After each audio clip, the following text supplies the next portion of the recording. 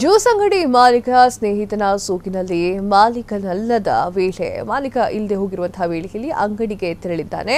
ನಯವಂಚಕನೊಬ್ಬ ಕೆಲಸಗಾರನಿಂದ ಹಣವನ್ನ ಪಡೆದು ಎಸ್ಕೇಪ್ ಆಗಿರುವಂತಹ ಘಟನೆ ಕೇರಳದ ವರ್ಕಳದಲ್ಲಿ ನಡೆದಿದೆ. ನಿನ್ನೆ ವರ್ಕಳದಲ್ಲಿರುವಂತಹ ಬಿಜಾಯ್ ರಾಜೇಂದ್ರನ್ ಮಾಲೀಕತ್ವದ ಈ ಒಂದು ಜ್ಯೂಸ್ ಫ್ಯಾಕ್ಟರಿಯಲ್ಲಿ ಈ ಒಂದು ಘಟನೆ ನಡೆದಿದೆ. ಅಂಗಡಿ ಮಾಲೀಕನ ಸ್ನೇಹಿತನಂತೆ ನಟನೆ ಮಾಡಿ ಒಬ್ಬಾತ ಹಣಕಾಸು ವಹಿವಾಟಿನ ಬಗ್ಗೆ ಫೋನ್ನಲ್ಲಿ ಮಾಲೀಕನೊಂದಿಗೆ ಮಾತನಾಡುವಂತೆ ಮಾಡಿ ಕೆಲಸಗಾರನ ದಾರಿಯನ್ನ ತಪ್ಪಿಸಿದ್ದಾನೆ. ಪ್ರಕರಣ ದಾಖಲಿಸಿಕೊಂಡಿರುವಂತಹ ಪೊಲೀಸರು ತನಿಖೆಯನ್ನ ನಡೆಸಿದ್ದಾರೆ.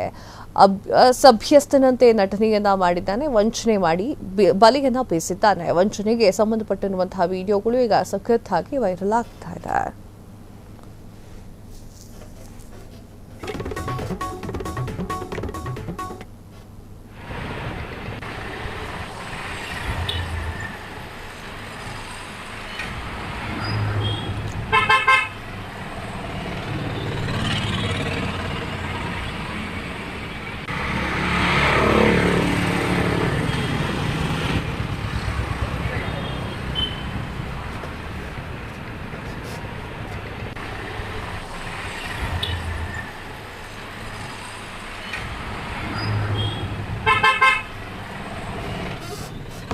ಕ್ಷಣ ಕ್ಷಣದ ಸುದ್ದಿಗಳಿಗಾಗಿ ಫ್ರೀಡಂ ಟಿವಿ ಸಬ್ಸ್ಕ್ರೈಬ್ ಮಾಡಿ, ಲೈಕ್ ಮಾಡಿ ಹಾಗೂ ಫಾಲೋ ಮಾಡಿ.